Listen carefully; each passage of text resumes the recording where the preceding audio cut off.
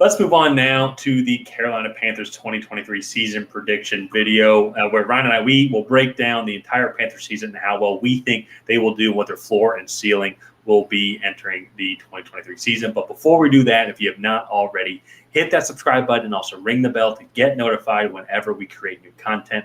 Ryan and we have a goal of getting to 2,000 subscribers by the start of the NFL season, which means there will be a bunch more content coming out between now and September 7th, which will include a season prediction video for every single NFL team. And also, once when the season starts, we will be having a fun season-long competition where Ryan and we will predict and make videos on every single NFL game. So if you want to see that content and see all the Panthers prediction videos, be sure to subscribe to the channel and ring the bell to get notified. And Ryan, let's get into it here. Let's do it. The Carolina Panthers, it's very unique. I think that they actually could be a potential underdog to win the division if we are wrong on this, but we're never wrong on this, obviously. Oh, yeah. But the way that we did this format, Ryan and we went over every single NFL game and kind of talked about who we feel is going to win, especially now at this point.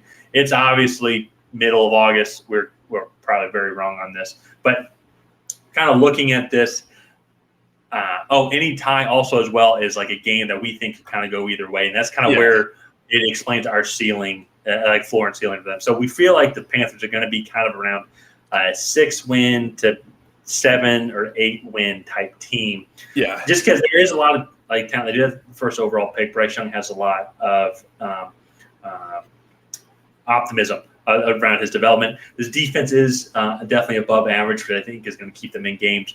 But I think the stat to me that really points out on how well we think that they're going to do this year, or why that this is kind of going to be a middle-of-the-road type team for this year, is the stat against winning teams, the 0-8. And I feel like they're going to be the teams that are definitely in worse shape than them. For example, the Texans, the Buccaneers. I think they play the Colts as I'm confident that they play the Colts as well. So they're going to be 6-3 against these losing teams.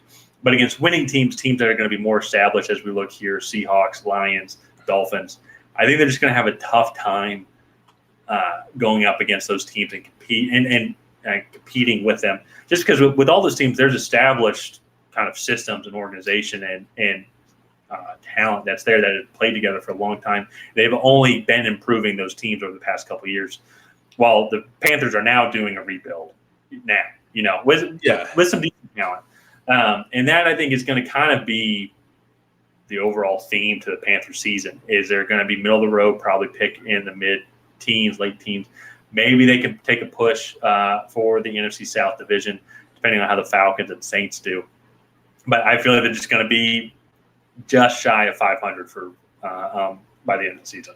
Yeah, and with all things considered, new head coach, rookie quarterback, I think that is a pretty good season. Yeah. So I think that to me, and I'm a Falcons fan, obviously, as you can tell, but I think that to me is going to be the biggest difference between the Falcons season and the Panthers season. Arthur Smith has been in the Falcons organization and has implemented his philosophy into the offense. While Frank Reich's coming in with a rookie receiver, with a rookie quarterback, veteran receivers, and a rookie receiver as well, and a rookie receiver as well, with an offensive line that has been improving over the past couple of years. A good defense, I would say, definitely above average defense. But I think it's going to take some of that time, especially offensively, for the team to kind of mesh and gel. I think that's where it's really going to hurt them, especially too in the beginning of the season. Like let's look at these first 6 games. Week 1 is always going to be tough for a team that's going through this. I think they could beat the Saints, but then they go up against the Seahawks, Lions, and Dolphins. And the Vikings did win the division last year. I think that they're overrated, personally. I do too. And I think the Panthers can beat them, especially too because their defense is. I think they're going to get after Kirk Cousins, and there's going to be a lot of sacks in that game. But that's just a tough start already for a team that's going to be learning this whole new offensive system and learning how to play with one another. Oh, yeah. Well, for me, you said it. Arthur Smith has implemented his system. Frank Reich is implementing his system. And it's just going to be a work in progress this year. To me, this is just a taste tester for what is going to be in the years to come for Panthers fans. And I think there's going to be a lot of moral victories for the Panthers in 2023. I think Bryce Young is going to be solid. This offensive line should continue to improve. I really like Jonathan Mingo.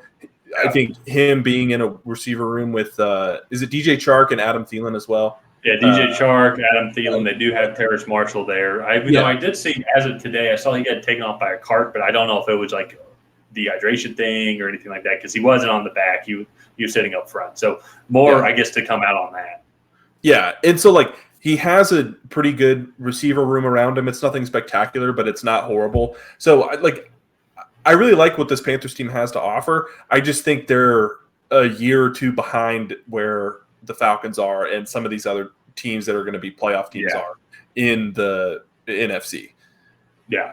Yeah. No, I agree completely. It's going to be interesting to watch. I think where's I going with this? Oh, I think having Miles Sanders back there is going to help out a lot in some of these games, especially teams with weaker running games. I think Miles Sanders is going to have a lot of fun. And so that's kind of where it comes into like the division like against the Falcons is like we don't know how they're going to be able to do in the run game against the Falcons because they spent so much money.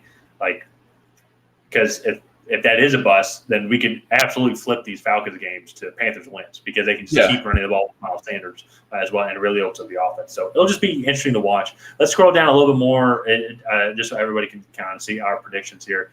It is kind of a tough end for the Panthers, especially too when it comes to that playoff push going up against the Falcons, tough division game. Packers, I think it's going to be tough, and then the Jags definitely going to be tough. I think the Jags are much better. The Jags are much better than all the teams in the NFC South, to be fair. Yeah. Oh, yeah. I agree with that.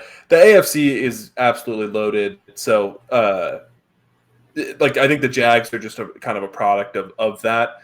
And the NFC, I think they're building up to it. But especially this year, the Jags, they should easily be able to walk through all four teams in that division. Oh, yeah. So, let's go ahead and wrap this video up here. If you guys have not already, please go ahead and like and subscribe and leave a comment down below on what you think the Carolina Panthers record is going to be in 2023. And other than that, we will see you guys next time.